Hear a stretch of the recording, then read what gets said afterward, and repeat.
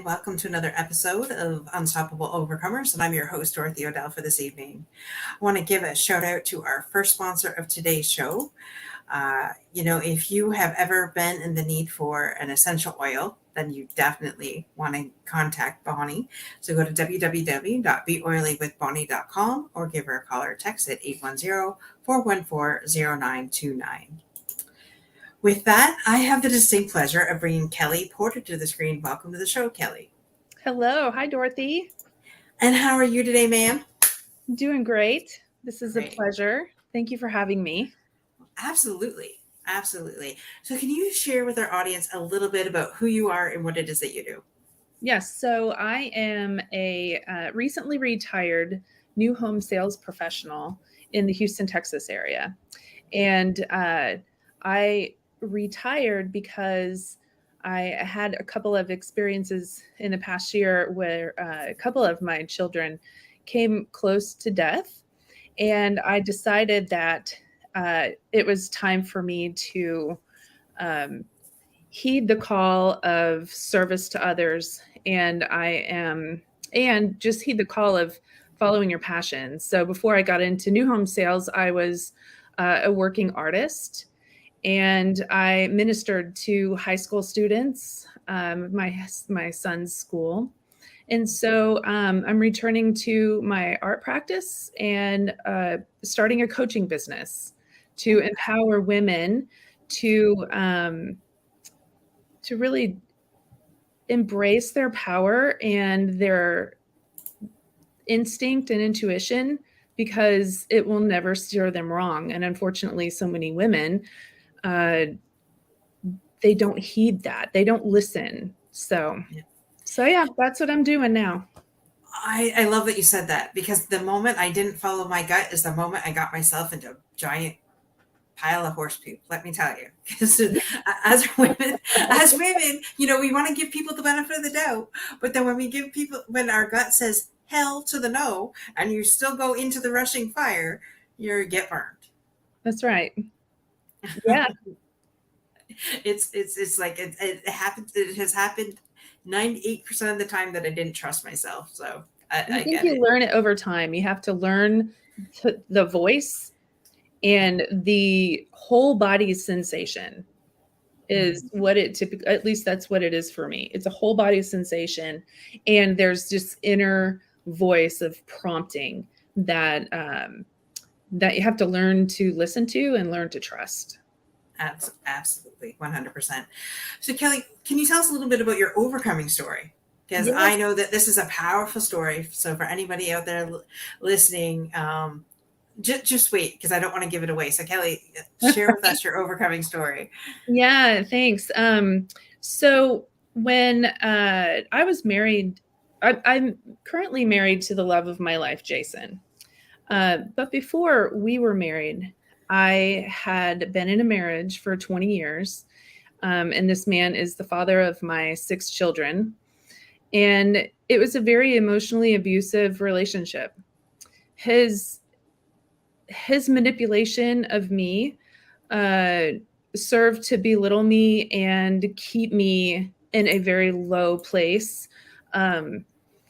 We were a big family. We were prestigious in the community where we lived.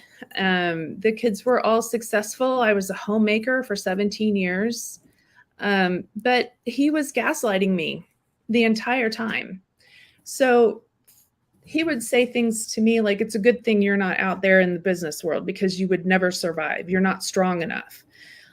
He would tell me things, when I would get frustrated and feel that righteous anger, like, you can't keep me down like this. There's more to life than this. And I am worth more than what you're telling me I'm worth. And he would say things, what are you going to do? Are you going to leave? Fine, go. No one will have you. You're too difficult. So it would just be this constant thing of just keeping me down. Whenever I would start to, raise my confidence and step into my power, he would shove me back down with comments and things like that. But it got to be the 20th year of our marriage, And he had been running his own company for a long time. He was an IT professional and outsourced his services in the small Midwest city that we lived in.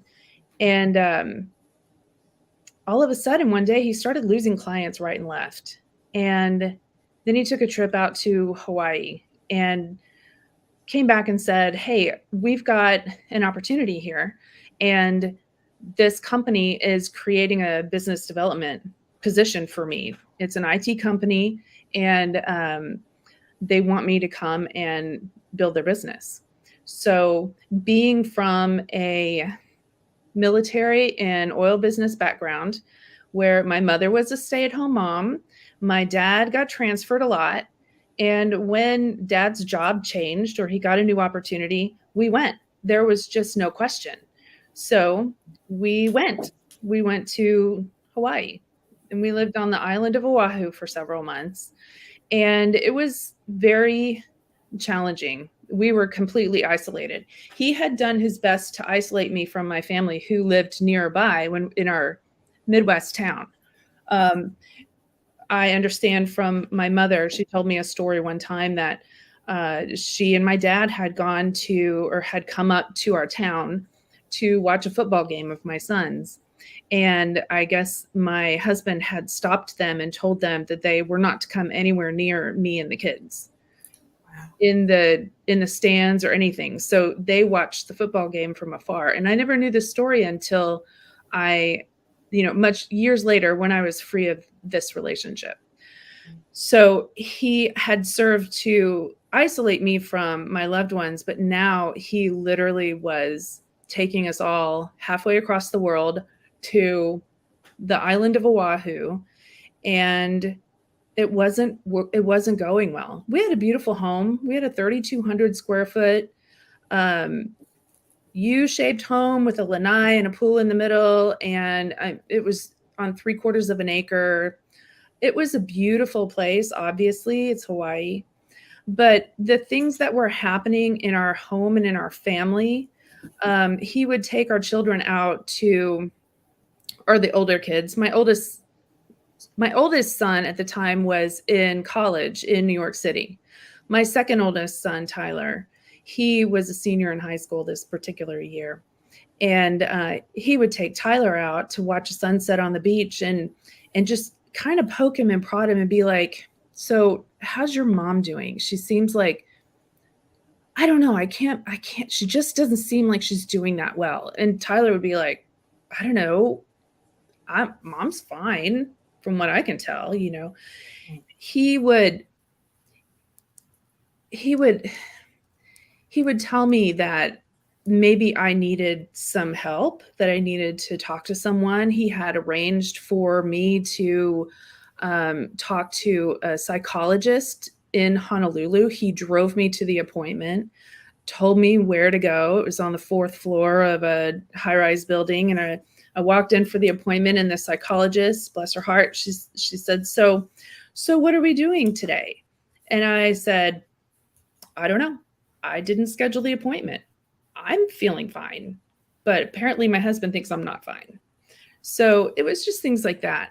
I was also suffering from what they call, it's island fever. It's really a separation anxiety, because when you go there on vacation, it's great. It's a getaway.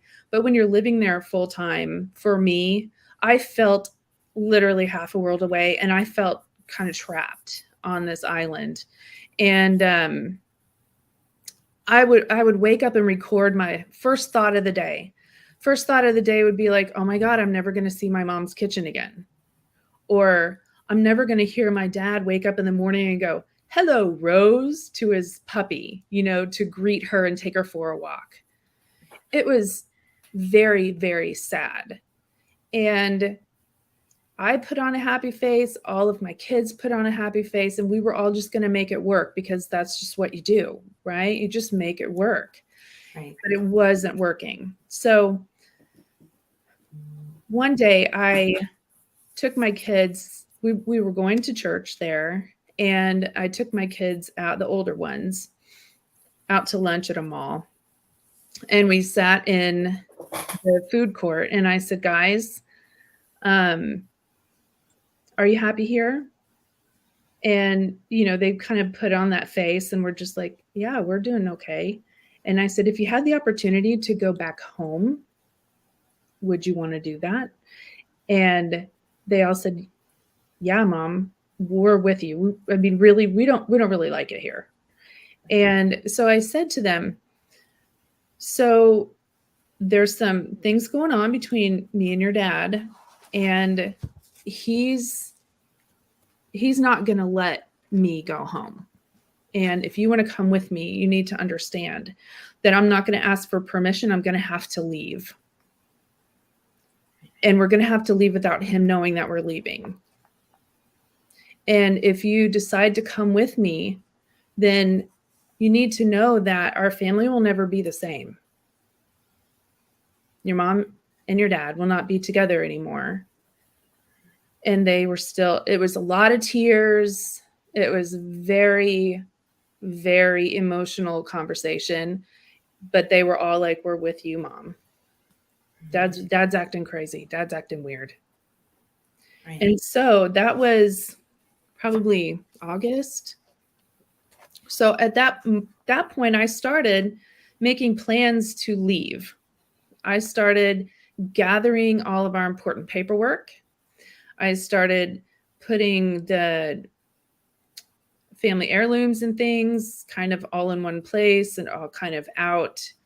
I collected boxes so that I could pack things. And I told the kids too to go through your rooms. And if there's anything that you want to have in your room when you get back, because it's important to you, you love it, you're attached to it, whatever, make sure you put those things together kind of on a shelf. Because when it's time to go, I'm going to tell you, it's time to go, pack up, and we got to leave.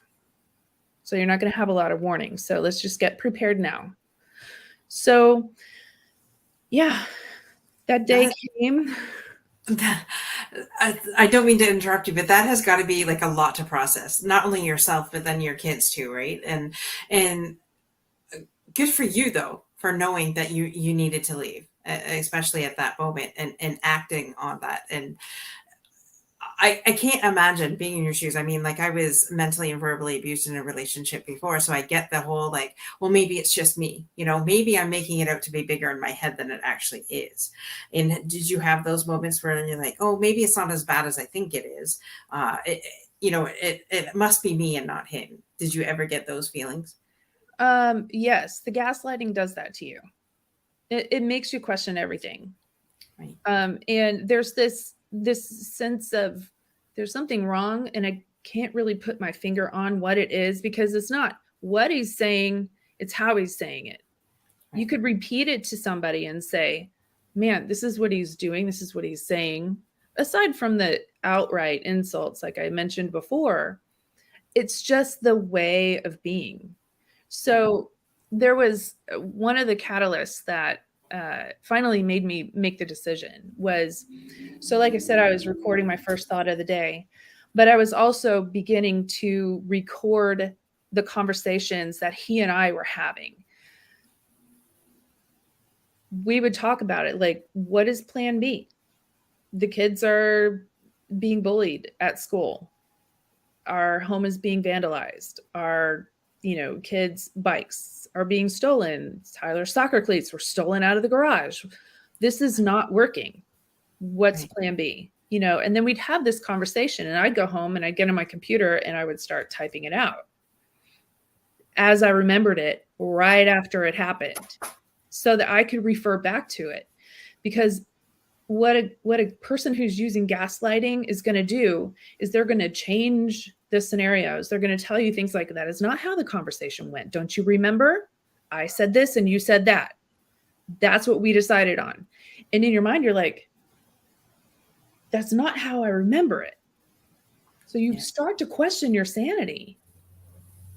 And yeah, so early one morning, like 4:00 in the morning, I felt him get out of bed and tiptoe out of the room, and he didn't come back right away. So I got up out of the bed and tiptoed to the door and kind of peeked through. and he was sitting on my computer, and he was altering my journal entries of the conversations we were having. And That's then, insane. isn't it? Yeah. And yet you're the one that's supposed to be in counseling. Right? So for women that are out there, that you have this gut feeling that, wait a minute, something isn't right here. And you've heard Kelley's dialogue here and what has been transpiring with her. It it's don't get into that trap that you think that you're going insane, because I totally get that. I was in that place too. Like, he had me thinking that it was all my fault and everything like that. So I totally get it. Only I wasn't smart enough at the time to break down our conversations, because I got to a point where I just didn't give a shit and I was looking for my way out. So Yeah. Well, he was really convincing me that I was misremembering things that I was feeling very strongly about. You know, he had stripped away 20 years of belongings when we left the Midwest to move out there, because we didn't move a whole household there. So there wasn't a lot there for me to be attached to. And I was really grasping, like trying really hard to make it work. And then when all of this stuff started happening and it was escalating, then I discovered him altering my diary on my computer. And then it got to be the end of August, and it was our 20th wedding anniversary. And I'd, spent 17 years as a stay-at-home mom, given him 6 kids. They're happy, they're healthy, they're doing well, they're smart, they're athletically, excelling, and academically excelling. Everyone was doing really well. And I was just waiting. I had scheduled dinner, I had a card ready, and just knew that I was going to have something ready if he were to mention it. But I wanted to see where he was. Right. And that evening came, he got home from work, he sat down on the couch with my oldest son and was watching football. It got to be 6, 7 o'clock, no dinner, no card, no happy anniversary, no even really acknowledging that I was in the room. And so I put the little ones down for their bedtime and walked through. It's now like 8:30, 9 o'clock. And I stood in front of him and I said, you know what today was? And he didn't even look at me. It was like I didn't exist, like I was invisible. And it was so disrespectful. And something inside me at that moment just flipped. Like, okay, I'm done.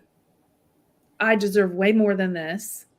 I am a stronger woman than this. I have set aside all of my hopes and dreams and ambitions to support this man and grow his family and support his business. I was the vice president of moral support for this self-employed entrepreneur. And something changed in me. Yeah. So that's when I really started gathering things together, collecting birth certificates and shot records, and going through files and making sure that I had everything important that I would need, because I knew that once I walked away, everything that I left behind, I would never see again. Right. So that day came. Go ahead. I was just going to say, and you got rid of most of it before you even went to the island anyways. Yeah. So what was there was basically the bare bones anyways. Yes, that's exactly right. Wow. Like, I can't imagine 6 kids on the other side of the world, away from your family, away from your friends, being with somebody that is literally making you feel like you're insane. Forgetting, 20 years of marriage.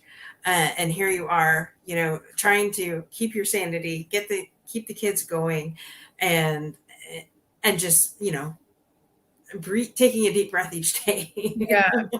I remember going into town while the kids were at school one day and calling my uncle, who I trusted very much. And he was involved in ministry with college students.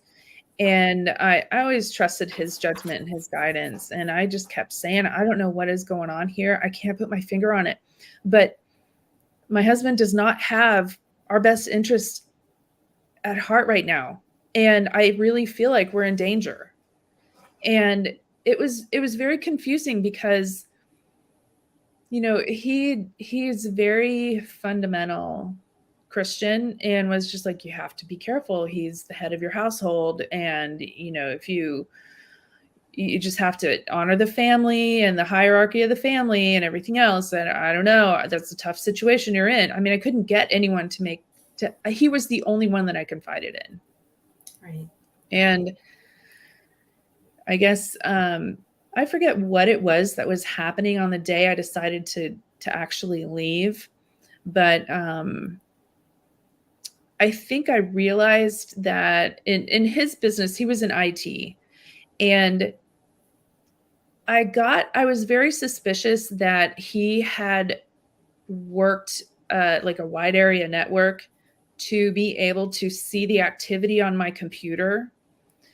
And I think he saw that I was looking at flight information. I don't know. I can't remember.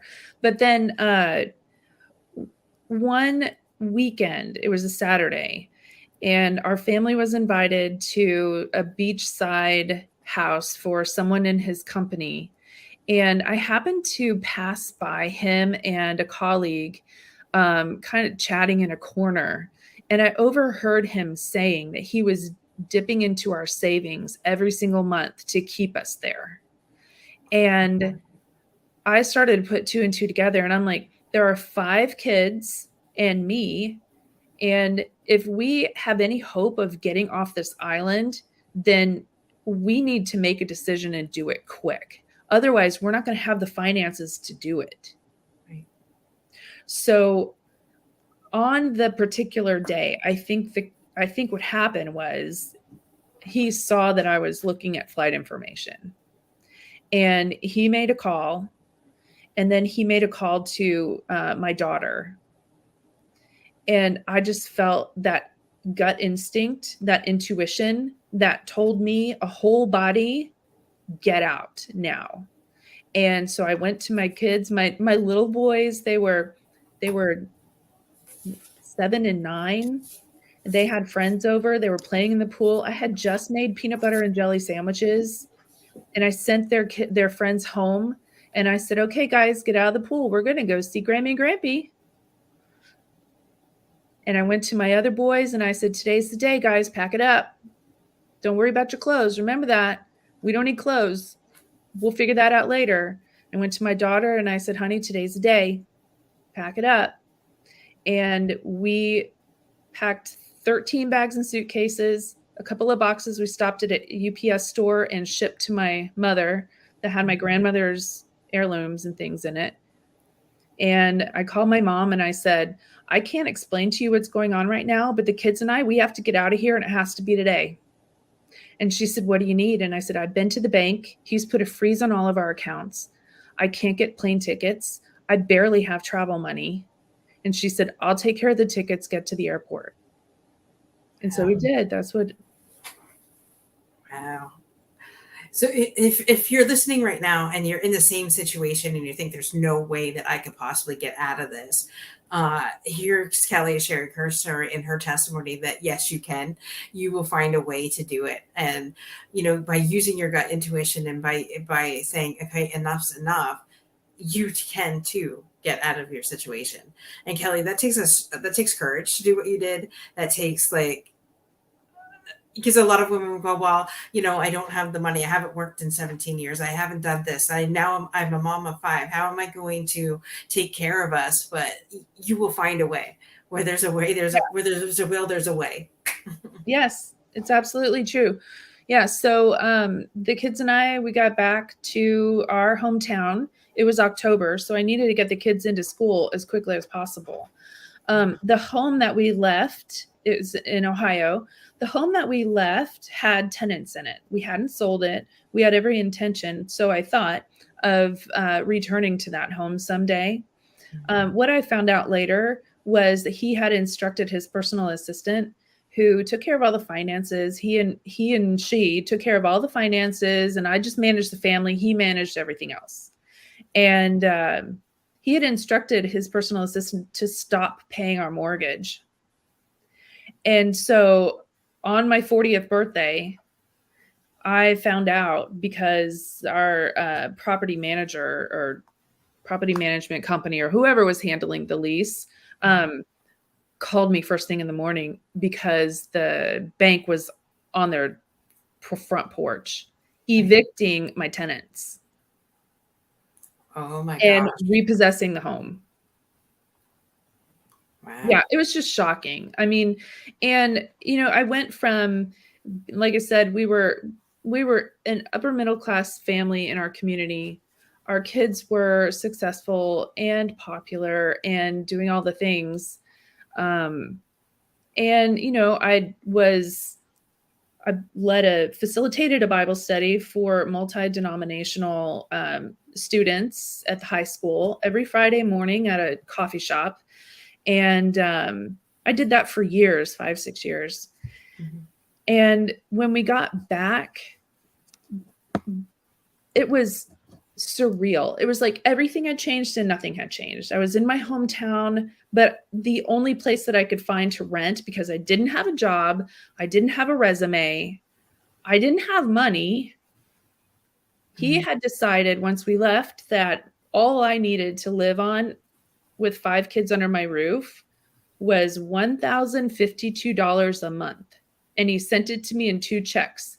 One check on the first was $526. And the other check that we got was $526 the 15th of the month.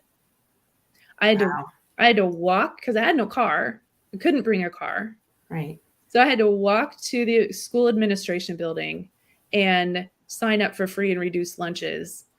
The landlord decided to take a chance on me because my mother was present when I was looking for a place to live.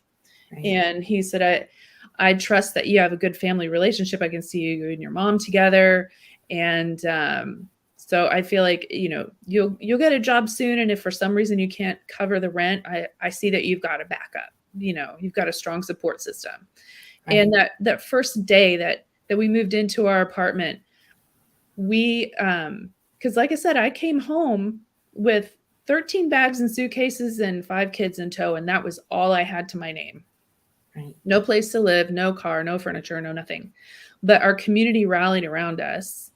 And that first night, everyone had a bed to sleep in. We had a couch and a chair and a TV stand and a coffee table in our family room.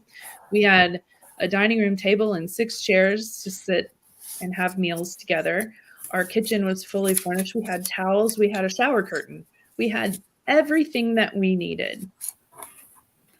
That is awesome. God provided. That's exactly right. Yeah. And so what I'm getting out of that, no matter what your situation is, your tribe will come around you, and God will find a way to get you what you need. That just gives me chills just thinking about that, right? Because in the world that we live in today, you never know. You're right. But then when it comes down to it, people are there for you. So absolutely love that. Absolutely love that. We're just going to take a commercial break. So just give me one moment here. Just want to honor our second sponsor of the Today Show, which is Kelley Porter, who is the master relationship coach. And have you ever thought or said these things to yourself in your marriage? My partner never listens to me, and we argue all the time. My partner always has to be right, and everything I say is always wrong or my fault. Our relationship is boring. My partner doesn't trust me, and we fight over money all the time. We never agree on how to raise the kids. If any of this sounds familiar, you as a couple have the power to change your relationship and create more joy and intimacy. For more information, go to highestintentcoach.com, where you will find links to Carrie's website and her book, course, and appointments to schedule a private conversation. And just for visiting, you'll get your free download. She's offering a fun offering of 50 things that couples can do for fun. We have the tools to help you as a couple and to help yourself. So come and discover and find your power today. Go to www.highestintcoach.com or give her a call at 512-593-0524. So Kelley, that is powerful. With God, anything is possible. And he gets you out of Hawaii, gets you back to Ohio with you and your 5 kids safe and sound, 13 suitcases. And there you are restarting life all over again. What is going through your mind once you finally got everything set? Your kids are there in Ohio in your new apartment. What is going through your mind at that time? It was absolutely terrifying. And in fact, it's so big and overwhelming. It was literally sometimes just minute by minute. Um, how I managed that scary time.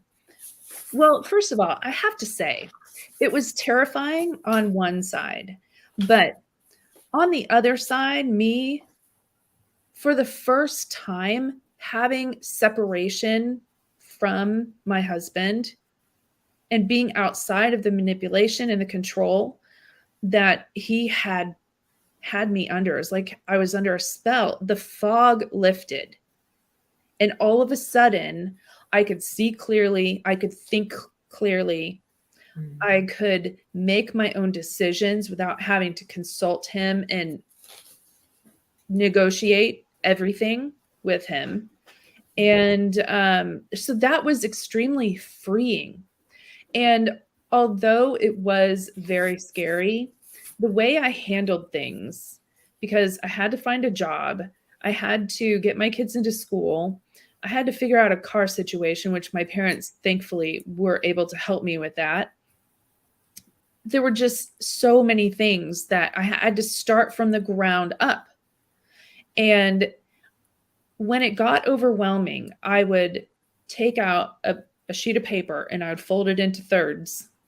And I would write down at the top a heading, things I have control over, things I have authority over, and things I have no control and no authority over. And I would write a list and I would tear off that last part where it said, I have no control and no authority over these things. And I would physically tear that third of the page off, wad it up, and throw it in the trash. And then I would prioritize those other two lists. Right. So for the first 6 months after I got back, my residency status had changed because I left my state of Ohio fully intending to make my move to Hawaii permanent. And I was gone long enough that my residency status changed. So I had to get that back before I could file for divorce. Right. Meanwhile, he had residency in Hawaii. So it was very hard. I had to kind of lead him along so that he wouldn't take the preemptive strike and file for divorce first, because I needed to be the one to do that first. Just the strategy of it all. So yeah, that was a very, very difficult time, and it was hard to manage. I found that I signed up for some classes to give me a reason to, and the accountability to do the thing that I love to do, which would help to clear my mind, which is my artwork. And so by signing up for classes, I was committing to giving myself some me time. That was very important. Even if I had to stay up super late after I put everybody to bed and helped everybody with homework and all those other things that you have to do as a mom, I would stay up late at night and fulfill these assignments.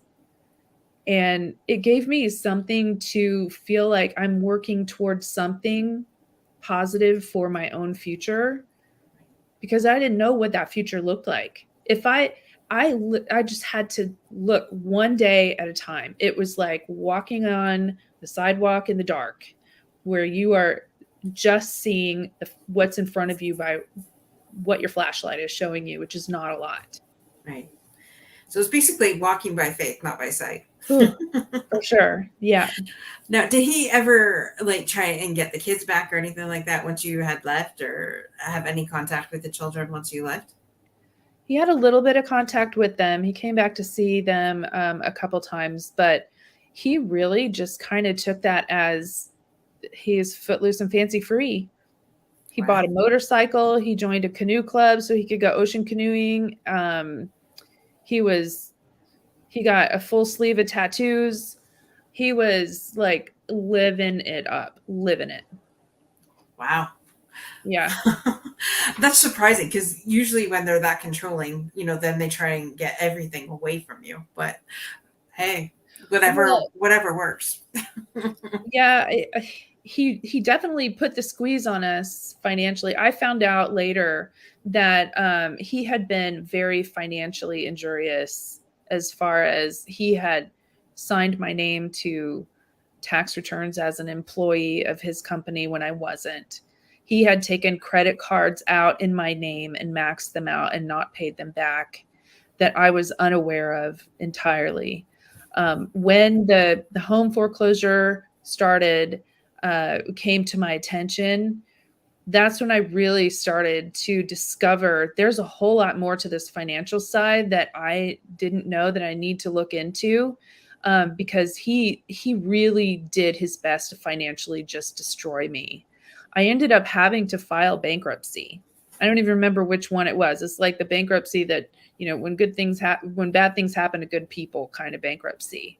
And that was humiliating. I had to sit in a courtroom and you go through that whole process. But here I am now, 14 years later, and my life, I have a beautiful life.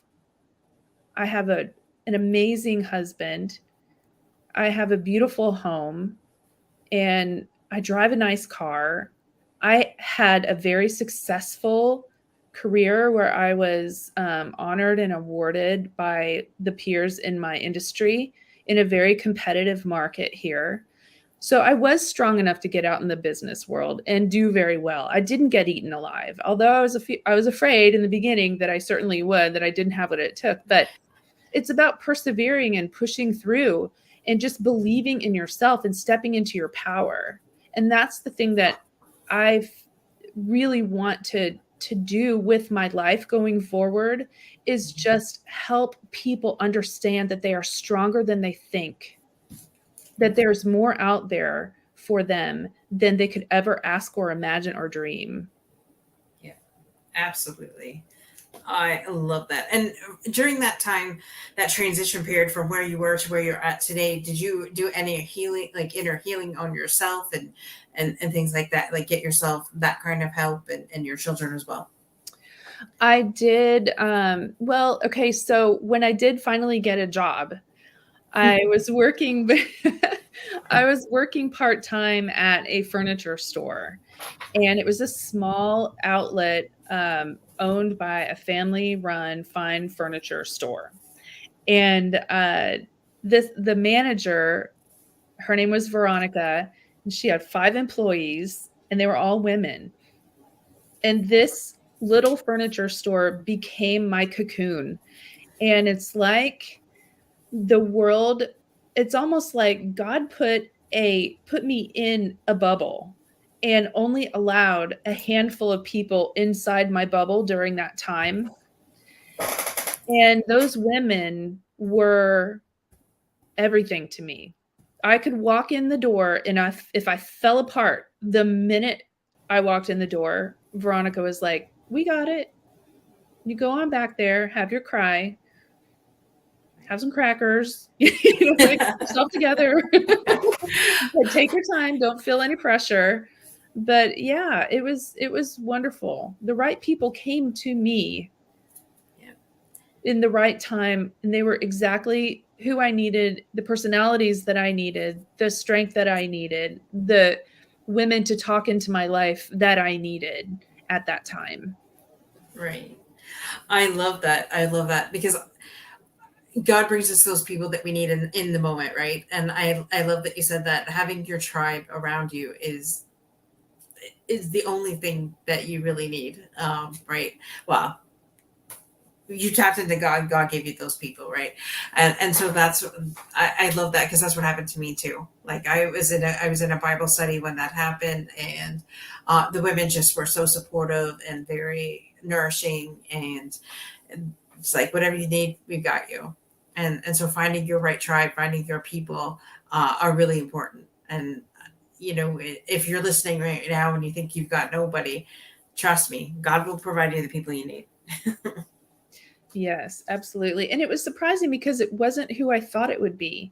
In Mhm. fact, when I first got back from Hawaii, I was sitting in the waiting room at my family physician because I was, I don't know, re-upping a prescription or something. I needed that visit in order to have the prescription renewed.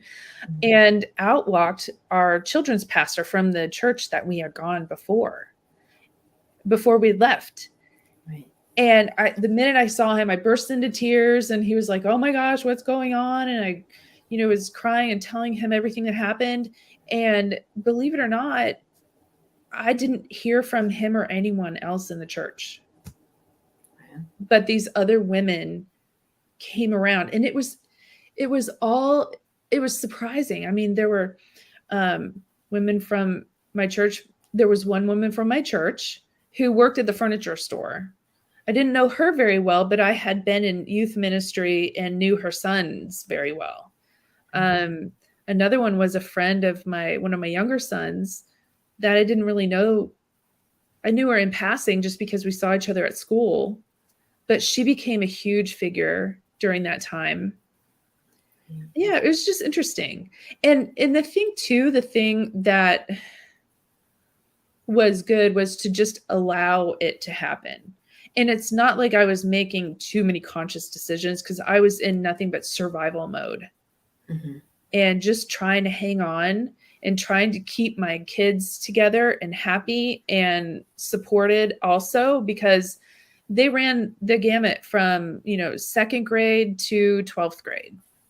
Right. So helping each and every one of them at that particular stage. I had 2 elementary kids, 1 middle school kid, and 1 freshman and a senior, and then 1 in college who was in New York City. Wow. Watching his family implode from afar and not having access to, being nurtured and held through this. Right. So obviously the kids are well adjusted and everything after, now that life is completely different. Dad's on another island and you're back here in the mainland and everything's going like that. And how are the kids doing? Everyone is doing very well. Yeah, thank you. The oldest 3 are married, and there are 2 grandbabies and 1 on the way. Oh, wow. I know. And actually, it's interesting. We just had everybody here last week. So, but it has been hard. I mean, the 3, they've all had different experiences. So my older, of the 6 of them, I had them kind of paired off. The older 2 are 2 years apart, and then there's a 3-year gap. And then the next 2 are 20 months apart, and there's a 3-year gap. And then the next 2 are 18 months apart. Oh, so wow. When all of this happened, my older 2 boys, one was in college and one was a senior in high school. So they had the experience of having their father in the home the whole time. Mm-hmm. The middle 2, they were in 9th grade and 7th grade when this happened. And they have a lot of memories of him, although he had kind of checked out to an extreme 5 years before all of this happened. Mm-hmm. So if they're 7th grade and 9th grade, then the last time he was really involved was when they were in 2nd and 4th grade. Right. So my youngest 2, they have very few episodic memories of their dad being involved in their lives at all. Right. Wow. It is very interesting because the older 3 are the ones who are married. They all went to college. They've got, children and families. And my younger 3 have had more of a hard time kind of getting going in their adult lives. Right. They're doing very well. My 3rd youngest, the 7th grader, when all of this went down, he just got his bachelor's and got his dream job as an entry level, like almost like a finance intern at Merrill Lynch. So right. He's doing very well. It took him a while to get there, though. Right. My son Quincy, he He has always had a heart for service and public safety. And he just really wants to become a police officer. But he was one of my kids that had a near-death experience when he was hit by a drunk driver in a head-on collision in March this year. He's doing very well, but he's really having to think about how he's, he's still recovering. So he can't get into the police academy. He was supposed to start in August next month. Right. So, yeah, but I mean, and my youngest is doing well too. He's following his passion in culinary. He has a girlfriend, his first real love. So, they're doing very well, and the family is strong. They're all very bonded.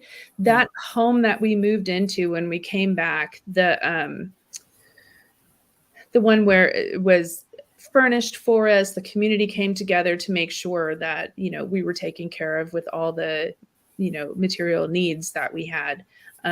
But they all remembered that place very fondly. And it was a dump. It was a duplex on the corner, catty corner from the, local library right by downtown. It's an itty bitty town.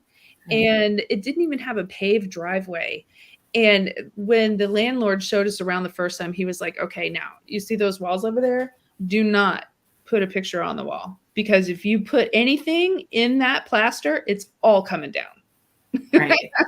So, and my son Quincy, he was 9 at the time. He could never remember the word duplex. So when he was referring to it to his friends, he would call it the deluxe on the corner.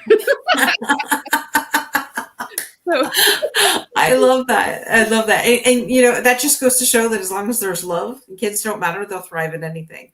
And you showed that. As a mom, protecting her children, getting them to the safe place, getting them, I mean, in my opinion, we're all going to go through something. Our kids, as a kid or whatever, we're all going to go through something. We all need therapy, and so we just do the best we can as parents. In my opinion.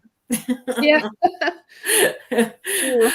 Oh, Kelley, thank you so much for sharing your story. But now we're going to bring Kimberly up. We're going to do the fundamental section of the show. So hold on here. Welcome back to the show, Miss Kimberly. How are you? I am fantastic. Thank you for asking. Hi, Kimberly. Hello, Kelley. So, Miss Kimberly, what are we going to be talking about today? Well, as our audience, our longtime audience and faithful audience knows, the whole purpose and the birth of the fundamentals. And Kelley, by the way, if you're not aware, the fundamental section of the show is capital FUN dash little DUH dash capital MENTALS. Oh, okay. Right? Got it. Yeah.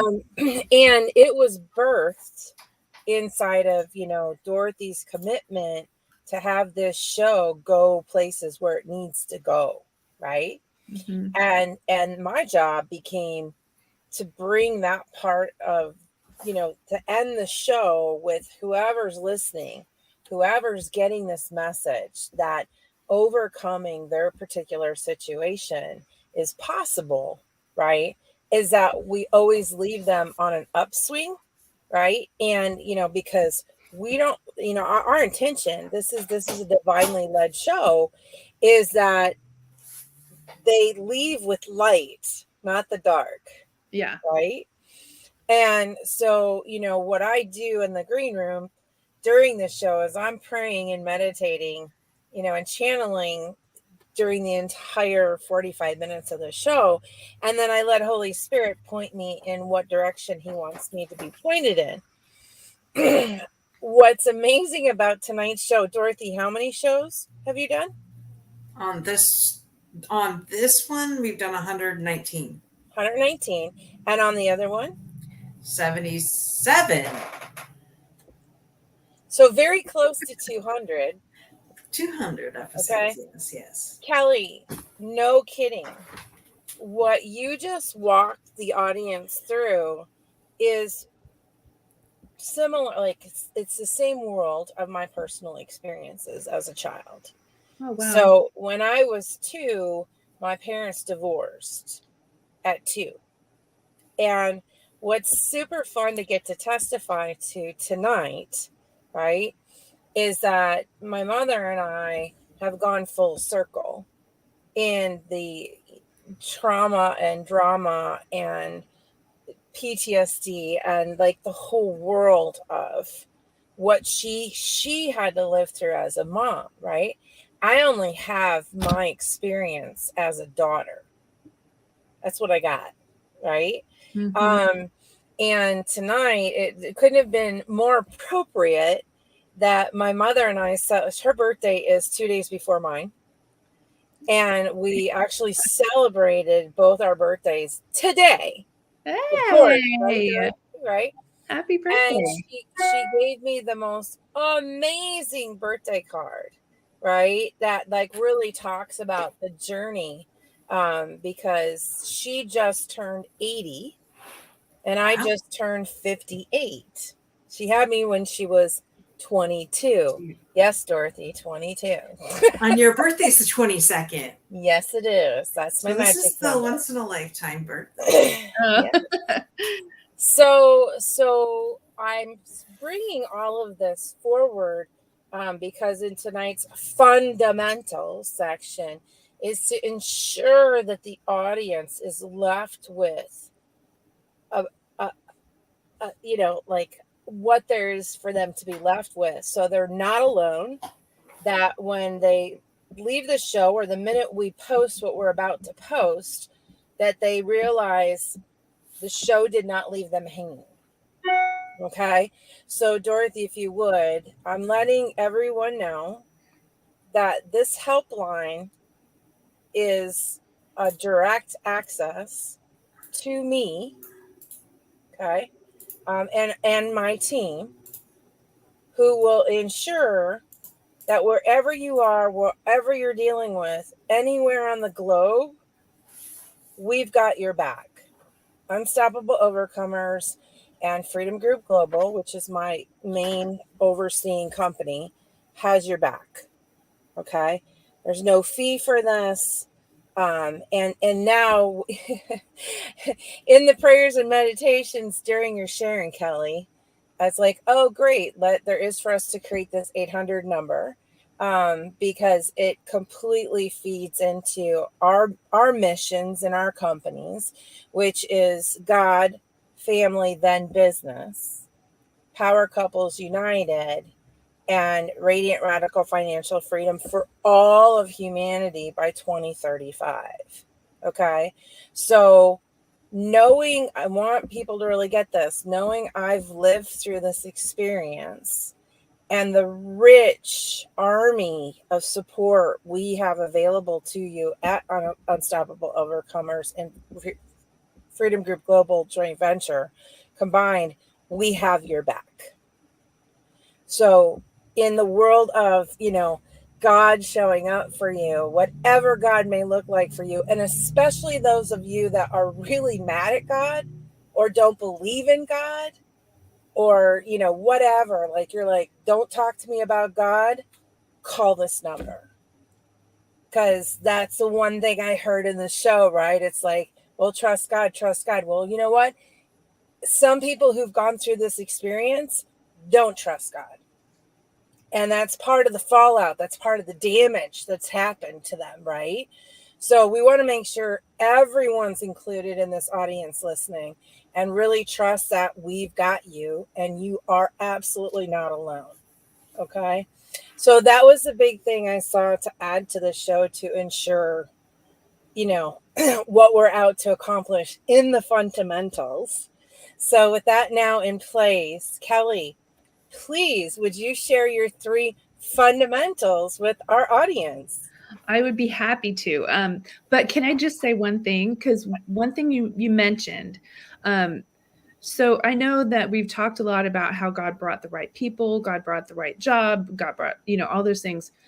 When I was in the middle of it, I can remember there was a time I was in church. I was only in church because it was the right thing to do to set the example for my children. And they needed the children's church, right? But everybody's in church and they're worshiping and arms are up and everybody's swaying. And I'm looking around like this is all good for y'all. You know, like my life is in the dump right now. Yep. And there was one sermon that our pastor gave that stuck with me so long, and it's still to this day. And he just talked about how a seed corn, I lived in corn country in the Midwest, how a kernel of corn, before it is put in the ground, is this shriveled up, hard as a rock thing that looks completely lifeless. And you have to plunge it into the depths of the earth. You have to put water on it, basically drown it in mud to soften it up in order for the sprout to come up. And the sprout is the first breath of life and sunshine and air that this new being receives. And then the sprout itself grows, and the thing that it becomes doesn't look anything like the sprout, which didn't look anything like the seed corn. So it is a journey. Yes. And if you are that shriveled up hard piece of corn that has just been plunged into the earth, just know that you have to keep reaching for the light, because you will get that breath of fresh air and you will have the sunshine on your face again. It will happen. Yes. Thank you, Kelley. And Dorothy, with that, please put the helpline back on the screen. Keep it on the screen while Kelley's sharing her fundamentals, because that is what we will guarantee you at this helpline is only the light, none of the other things, until you're ready for until your kernel is ready for any of the other things, and only when you ask for it. Okay. So thank you, Kelley, for putting it in. It was a perfect compliment. And so with that, let's bring this puppy home and share your fundamentals. Yes. So fundamental number 1 is to tap into your awareness. So the seat of yourself, the awareness inside of you, is the thing that is the foundation of your consciousness. So basically, it's different from your mindset. So first you have to be aware of how you are feeling and what's going on around you, but particularly within you. So awareness, that's my first fundamental. I spend a lot of time in prayer meditation, and the next thing that occurs from that is mindfulness. And mindfulness is basically your set of beliefs, your way of thinking that alters your attitude, your outlook, your behavior. That's mindfulness and being present in the moment. And then from there, my next fundamental is just action, taking action on that. So it's important, especially if you're going through a hard time like I was, to tap into who you are. Remember who you are, because you can forget who you are.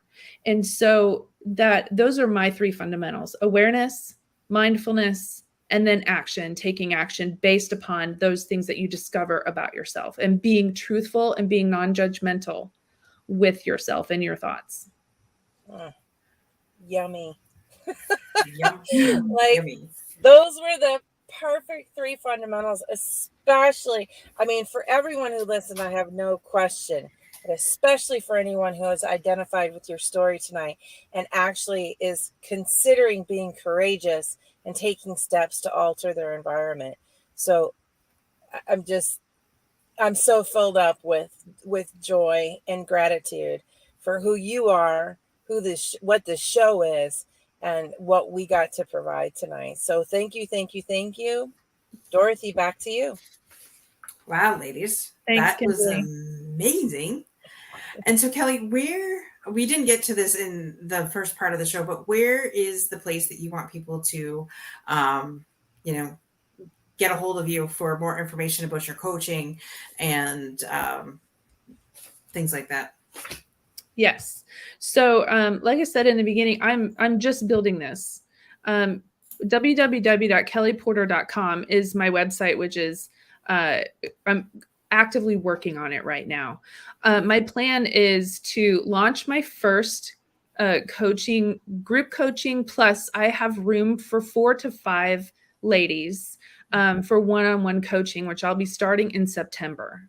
So if anyone reaches out to me through my website, they can call me, text me, or email me at info@kelleydporter or www.kelleydporter.com. And my phone number, 281-770-0870. If they mention that they saw this podcast, then I will discount their fee for that coaching session. Wow, thank you so much. So there you go. For all of our listeners out there, definitely get a hold of Kelley. I forgot the D on the Porter, the D before the Porter in your website. So I'm retyping this out now so that I can put that back up on the screen. That was my miss. I missed that, the D. So kelleydporter.com. Go there right now. Check her website out. And, and if you tell Kelley that you saw this show, she'll definitely give you that discount. And hurry up. Go there, check it out, because you want to be one of our first 6 clients, to help this amazing mom. And, you definitely can. You heard her resiliency. You heard her overcoming and being unstoppable in everything that she does. So I have no doubt that she will help you be unstoppable in all that you do. That's the thing. I am all about transformation and empowerment. And that's my calling. Absolutely. Thank you so much to our guests tonight for joining us. Thank you, Kelley, for joining us here. And as always, Kimberly, thank you so much for your amazing contribution. And don't forget, guys, be unstoppable in all that you do. Same time, same channel next week. Check out our YouTube channel, Unstoppable Overcomers, and our Roku channel at Unstoppable Overcomers. And see you same time, same channel. Thanks for having me so much. I appreciate it. Absolutely. It's been